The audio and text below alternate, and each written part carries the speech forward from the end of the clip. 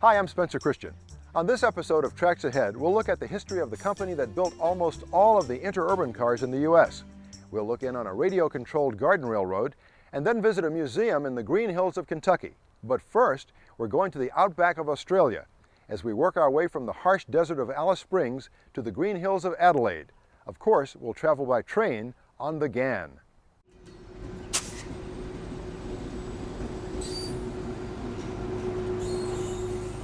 Through the core of Australia's red centre runs a train, the Ghan.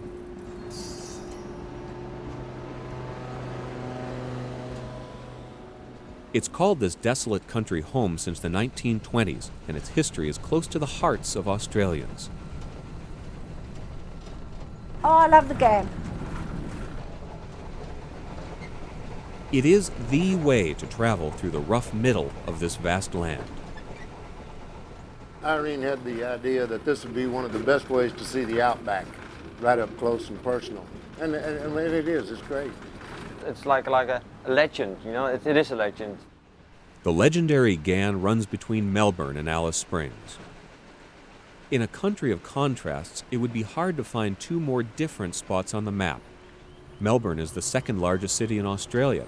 It's a bustling place complete with its own local trains and metropolitan flair.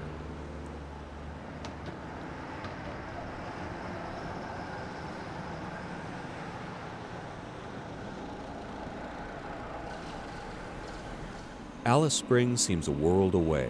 It's got the feel of an outpost in the middle of the Outback, but there is something special about Alice. There's something about Alice that is, oh, I don't know. As soon as you come through that gap, there's a beauty about it. Many begin their journey a bit further north, deeper, closer to the equator. They come for the rock. If it wasn't for the rock, no one would go there. Right. That's the main attraction, of course. And you hear about it, but you actually have to see it to really appreciate it. And it's huge, and it's something everybody should have the experience of seeing, I believe. Ayers Rock, or Uluru as it's known by its Aboriginal name, is the reason most people come to this area. In fact, there are so many visitors that what you might expect to be an awe-inspiring experience cloaked in natural silence is often filled instead with the clamor of restless, anxious tourists.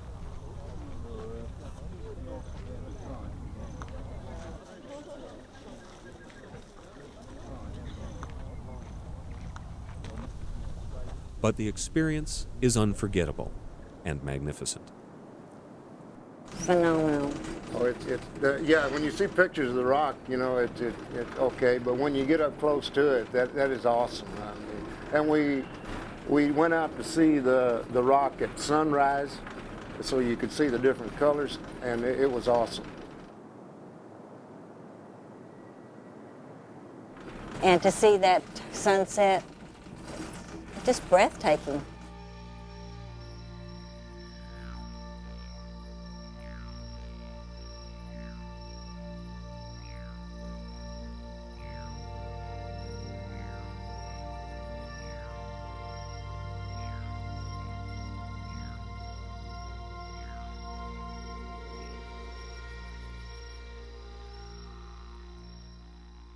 They say 40 shades of green in Ireland. Yeah. I saw every bit that many shades of red at Ayers Rock. It's fantastic.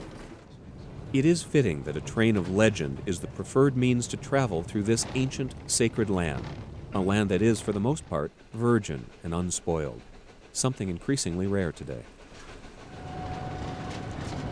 One of the things we were commenting on this afternoon was that if someone from America were allowed to come over here and start developing, the whole thing would be developed immediately, and you'd be seeing McDonald's and Burger King everywhere. And instead, it's just a vast, vacant land. It's amazing. A lack of restaurants out there does not mean a lack of dining opportunities in here. In fact, just the opposite. Oh, the food on the Ghan's beautiful.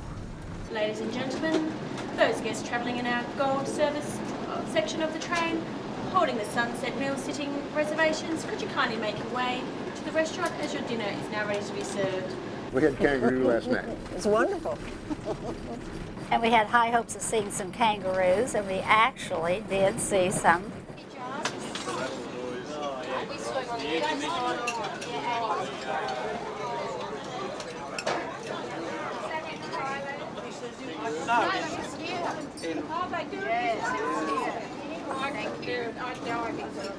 Oh, they keep us set up in a shore. It won't bite you, you know.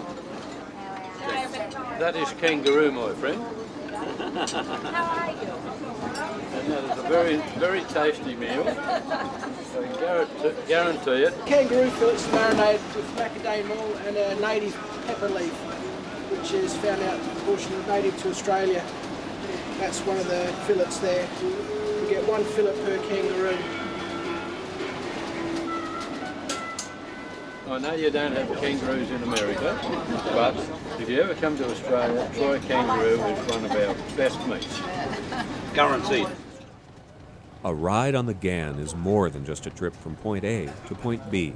It is a combination of experiences. It's just been such an exciting adventure. It's more than anything that I had expected to see.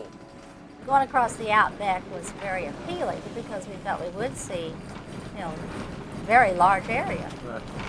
And I've never found a nasty person yet. You know, with your cases and things like that, they'll always help you. The staff's always nice. I always am impressed by the way people come inside as total strangers, and within an hour or 2 hours they look like it's a big family, and because of that they all of a sudden get involved in all sorts of cultural changes, because it's normally there's so many different sorts of people from all sorts of places in the world. The Ghan is an epic journey, one to think about, to save up for, and finally, to enjoy. You know, I've spoken to an older couple only today. They have thought of this trip for the last 6 years, and now they here. They couldn't believe it. They couldn't believe it. Wow, you know, as if they are in heaven, you know, sort of thing. The next good thing to happen. And the only thing is, I'm in a single room at the moment, and it's not meant for big ladies. Little ladies, yes, but not big ladies. There is always room on the Ghan, room for everyone. And if it ever does get a bit snug inside, there is another world outside, as open and limitless as your imagination.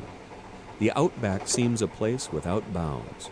The Ghan is your point of entry.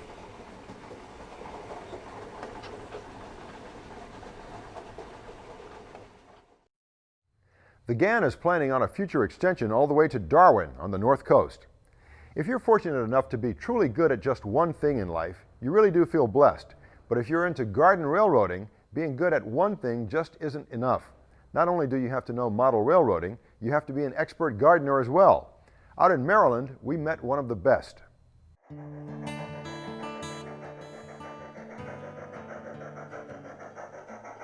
This railroad is a work of art. A work of art in the making for the past 20 years. Jim Strong is the artist. Strong is a self-made model railroader, as well as an amateur landscape architect. But looking at this layout, maybe amateur is the wrong word.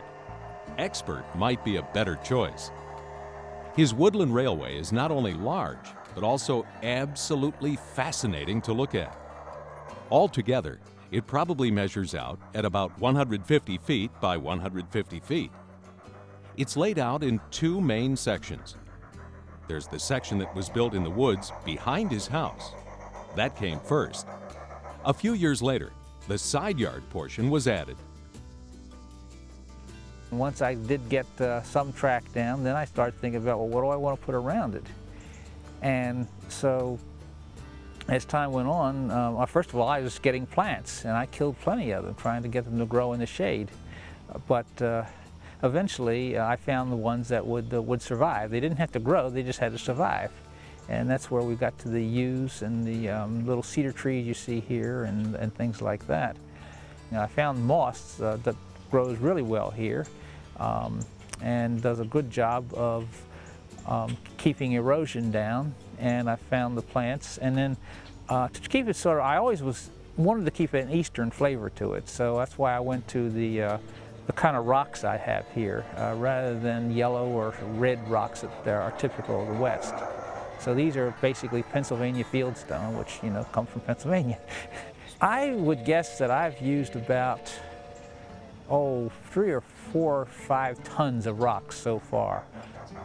Some of the same things that make Jim Strong's layout so impressive are the suggestions he would offer to anyone considering such an undertaking. Make sure you have a strong theme. The railroad has got to be as much fun to look at as it is to operate. Different things can help accomplish this.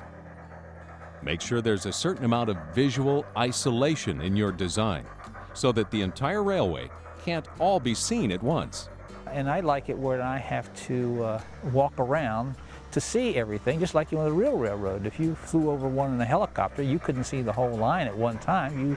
They go through trees and through mountains and things like that. So that's a kind of visual barrier that I wanted to have on the railroad. So I've planted trees, for one thing, and large bushes.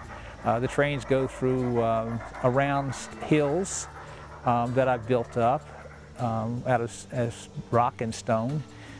They go through tunnels, anything to isolate one area from another and force you to walk around to see everything that there's there to see. Jim suggests that a layout design be as natural as possible, just like it is in a prototype. Let it follow a natural path, and the path of least grade and least resistance. Build it like they'd build a real railroad. One thing you might want to do is build on a raised planter. It's easier to see, and it's easier on your back, not as much bending over. And when you design your layout, make sure you provide for lots of easy access, as well as operating flexibility. It's no fun if you can't get to the parts of the layout you want to work on. I'd advise people who are starting out to start with something very small in an area that they think they might want to build their railroad in, and then expand from there. Don't try to do it all at once. Don't try to plan everything out on paper first. You might have plans on paper, but don't try to do it all at one time. You'll find that you try to build too much, you'll get frustrated, and you'll never get done. But if you have a chance to start small, you'll see what you like, you'll find out what you like, and you can go from there. And just listening to the names of the towns here, Hemlock Hill, Tall Oaks, Willow Flats, and Woodland Junction, give you a little bit of an idea of what kind of plantings Jim likes to use. Up in the woods, I found that yews will survive nicely. Actually, they'll grow. Then azaleas grow well in the woods. They're a shade plant. They don't necessarily bloom up there, but they do grow and survive. There's a arborvitae that seems to grow well in the shade, although most people think of them as growing strictly as sunshine plants. But it's funny, there's one that has a vertical leaf and then another one that has a horizontal leaf. And the one with the horizontal leaves, I guess that catch the sun better, do well in a partial shade. And they'll basically survive. Then there are boxwoods, American boxwood and English boxwoods that seem to do well. On the Woodland Railway, the big details are pretty noticeable. But if you look closely, you'll see that just as much attention is paid to the little details. Realistic, real-life scenes. Social vignettes, Jim likes to call them. Just little reminders that this fantasy land is not that far from reality. Now here's a bit of wisdom from Jim Strong. Don't get so serious about the hobby that it becomes too much work and not enough fun. Jim says too many folks take the hobby to an extreme. For many years, the PCC railcar was a staple of the interurban electric lines in America. We'll look at the company and the man behind it all in just a moment. Kentucky, home to bluegrass, thoroughbred horses, and trains. Kentucky is where we'll find the Kentucky Railroad Museum, where in addition to steam, we'll find the last of a breed of diesel locomotives.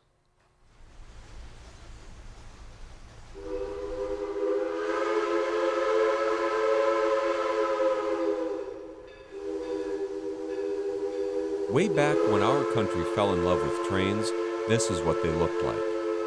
And this is what they sounded like.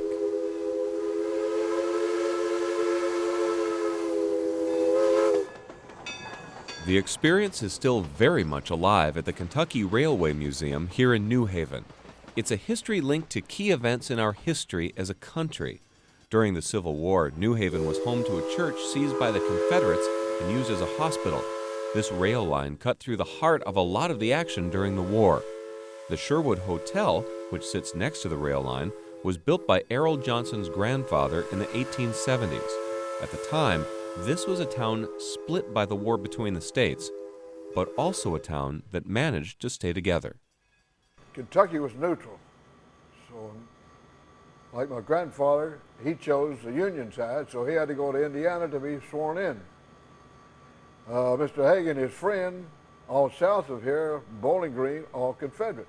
He goes to Bowling Green, he's sworn in the Confederate Army in Bowling Green. Well, just like the picture, there's my grandfather and Mr. Hagan. My grandfather was a Union man, Mr. Hagan was a Confederate man. They're both in the same battle at Chickamauga. Mr. Hagan doesn't have a hand there. He lost a hand at the Battle of Chickamauga. They're both in the same battle. My grandfather has a crippled arm. He was wounded at the Battle of Stones River. This is an 1898 picture. After the war, they're still bosom buddies. It's like this never happened. Today, it's a peaceful way to spend an afternoon. It's easy to get nostalgic about trains, and this one has a long history. On special days, you can step aboard and find all the gentility and grace of the once proud Flamingo. The Flamingo was one of the named trains of the Louisville and Nashville Railroad, and it ran across this branch line on its way from Cincinnati down to Atlanta. The Railroad Museum here has recreated that in conjunction with a foundation in Louisville, and we have the Flamingo dining trips, and the china is the standard railroad white china. All the accoutrements, the salt and pepper shakers, the sugar bowls, the creamers, and so forth, are all logoed with the L&N logo, much as it was in the 1930s and 40s. Out the window, you see the countryside pretty much the way it was all those years ago. The 22-mile round trip wanders through the rolling Fork River Valley.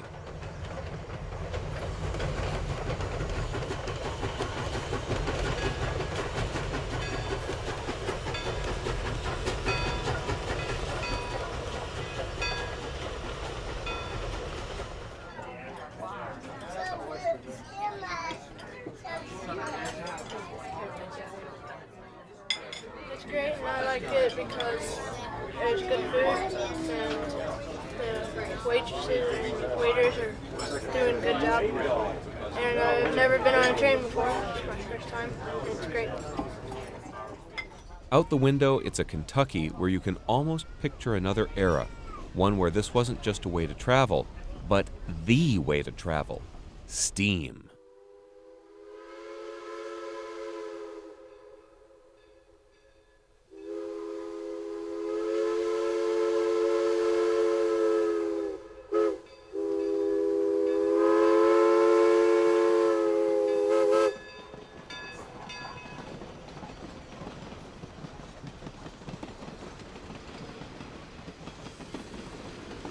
Steam engines are fascinating for a lot of people because they, in effect, live and breathe. When the steam engine fires up, it puffs, it huffs, much like people do. You can actually see the steam coming out of the cylinders, and it shows how the engine is working. And it has the noise to it, it has the whistle sounds. It brings back lots of memories for the older people, but for the younger people who have not grown up around steam, it still shows very much how things work and how steam locomotives work. And it's a living creature.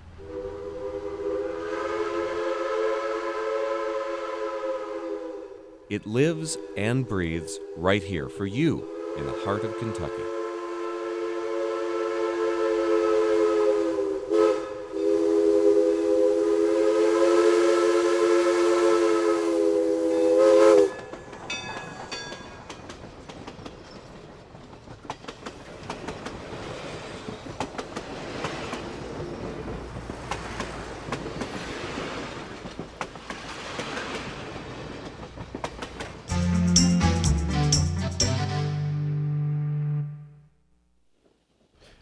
My name is Edwin B. Meissner Jr., and I'm retired, but I used to be president and general manager of St. Louis Car Company.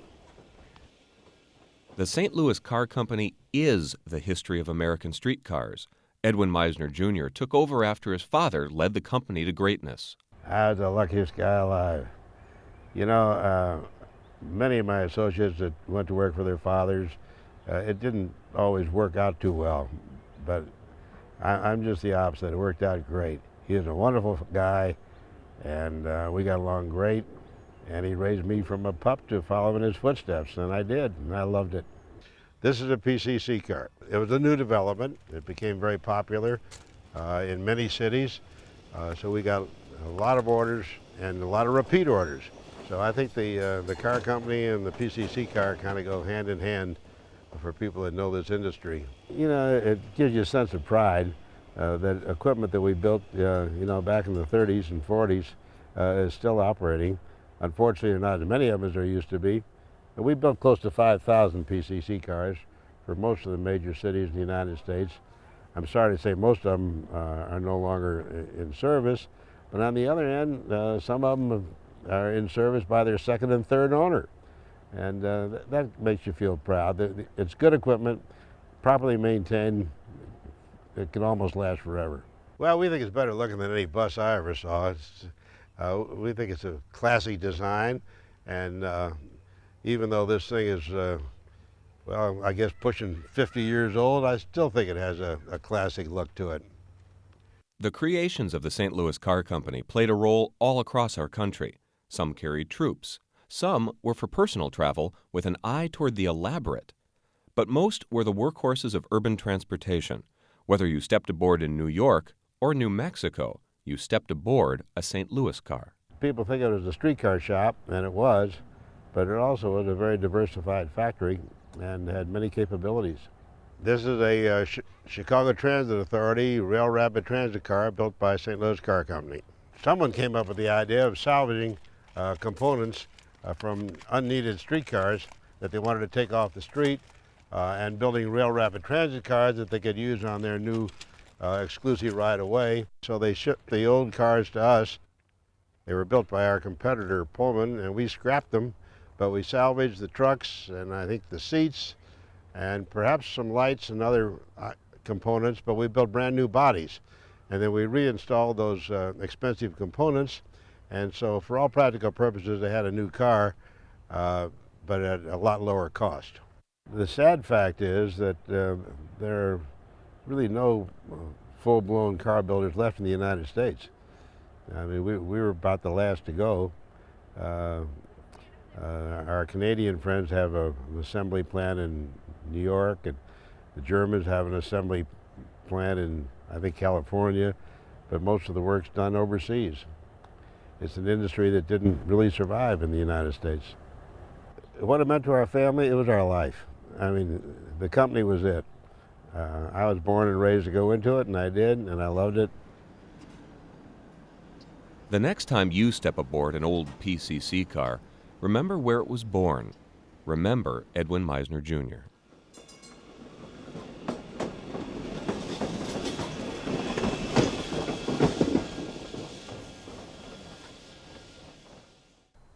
You'll still find PCC cars in operation in cities around the U.S. Thanks for being with us, and please join us next time for more Tracks Ahead.